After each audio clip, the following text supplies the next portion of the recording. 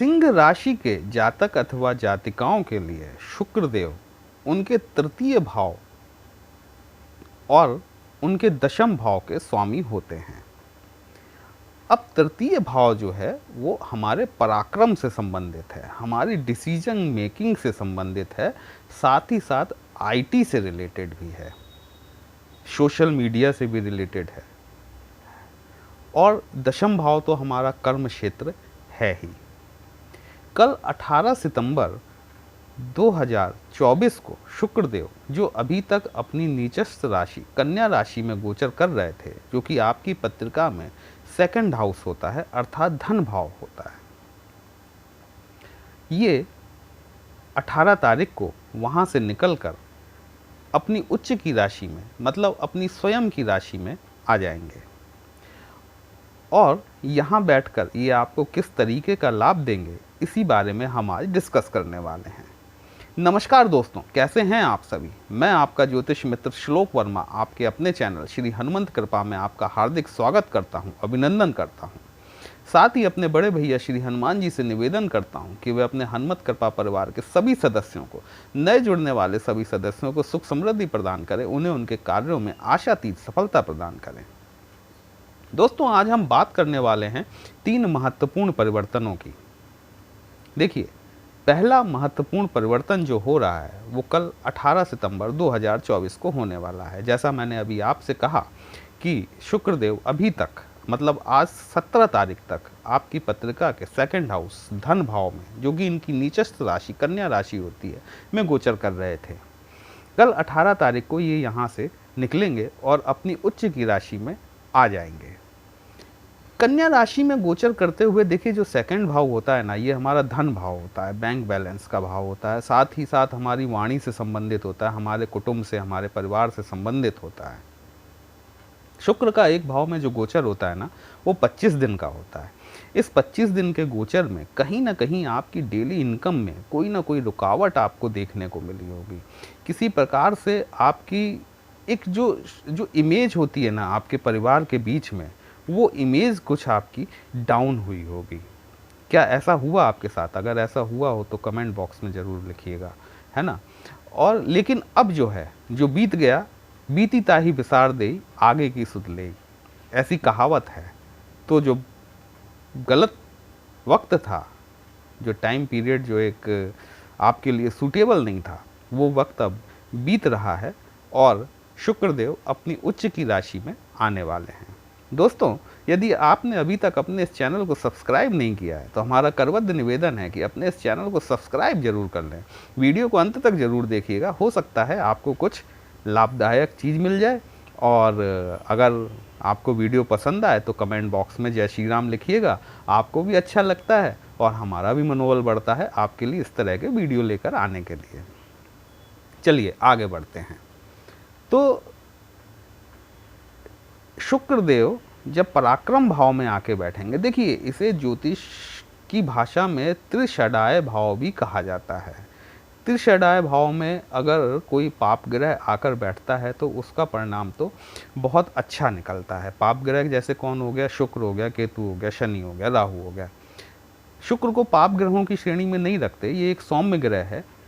तो शनि, केतु, राहु ये त्रिषडाय भाव में यदि आते हैं तो बहुत अच्छा परिणाम देने वाले होते हैं, यदि प्लैनेटरी कंडीशन और भी ठीक ठाक हो। लेकिन जब शुक्र यहाँ आएंगे तो शुक्र की चूंकि उच्च की राशि है, अपनी राशि है, और पराक्रम भाव या थर्ड हाउस में बैठे हुए ग्रह के साथ में एक क्वालिटी होती है कि ये सीधे सीधे आपके भाग्य भाव को देखता है। इसकी जो सप्तम दृष्टि होती है वो दृष्टि सीधे आपके भाग्य भाव पर पड़ती है। और जब शुक्र जैसा ग्रह आपके भाग्य भाव को देखेगा तो निसंदेह तौर पर आपके भाग्य में वृद्धि होती हुई, या कहें कि शुक्र के द्वारा, क्योंकि शुक्र किन चीज़ों के कारक हैं? देखिए, शुक्र आपके भोग विलास, ऐश्वर्य, सुख साधन, संपत्ति, आपके लव अफेयर्स, आपके रिलेशंस, आपका दाम्पत्य जीवन, आपके बेडरूम को भी रिफ्लेक्ट करते हैं।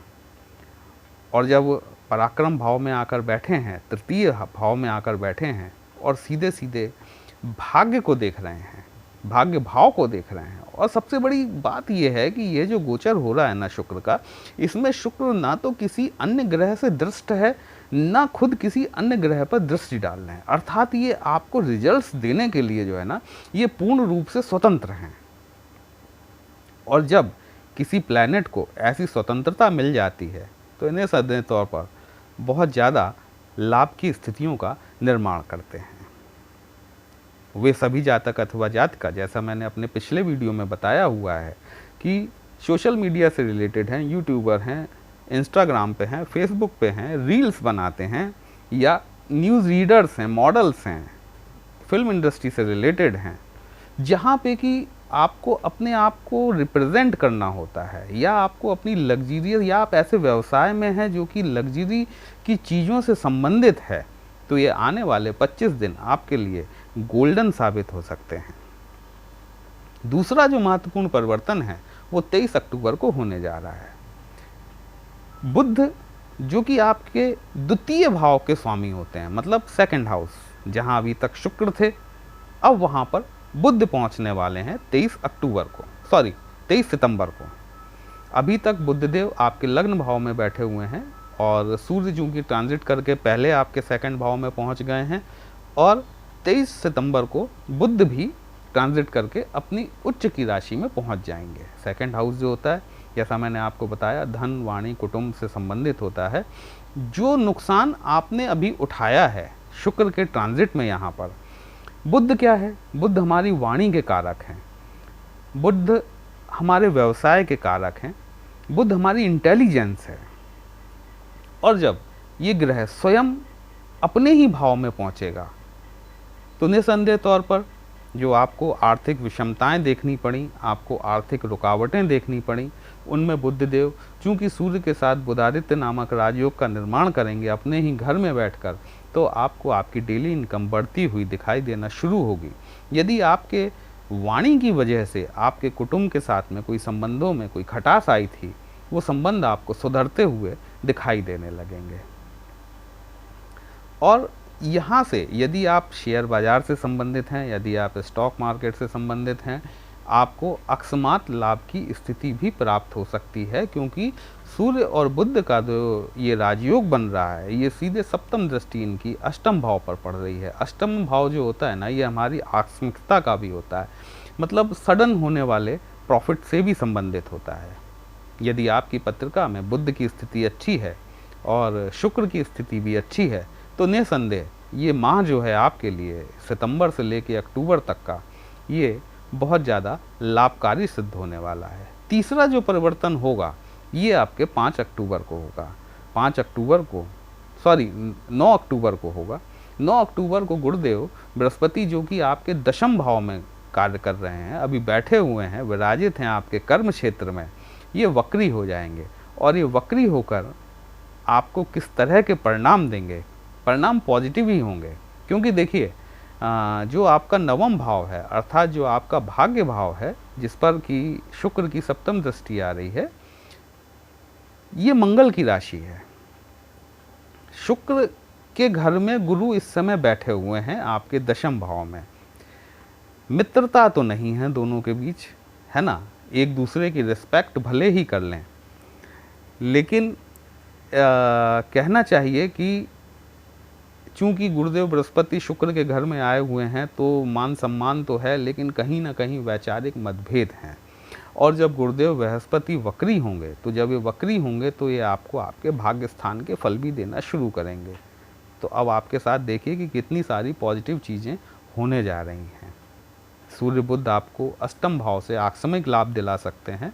शुक्रदेव आपको पराक्रम भाव में बैठकर आपके भाग्य के मार्फत से आपको लाभ दिला सकते हैं। 5 अक्टूबर से गुरुदेव बृहस्पति होंगे तो ये अपने शुभ परिणामों में, चूंकि इनके दोस्त मंगल की राशि है, मंगल और गुरु की मित्रता बहुत अच्छी है, यहाँ से भी आपको लाभ मिलने की संभावनाएं मुझे बढ़ती हुई दिखाई दे रही हैं। दोस्तों, आपको हमारा आज का विश्लेषण कैसा लगा? यदि अच्छा लगा हो तो अपने इस चैनल को लाइक, शेयर और सब्सक्राइब जरूर कीजिएगा। यदि आप हमसे अपनी पत्रिका का विश्लेषण कराना चाहते हैं तो हमारा व्हाट्सएप नंबर थंबनेल में दिया गया है, आप हमसे कंसल्ट कर सकते हैं। पर्सनल कंसल्टेशन पेड होता है दोस्तों, एक छोटी सी फीस आपको पे करनी होगी, हमारे द्वारा आपको उचित समाधान देने का प्रयास जरूर किया जाएगा। चलिए फिर मिलते हैं एक नई राशि के साथ, तब तक के लिए जय श्री राम।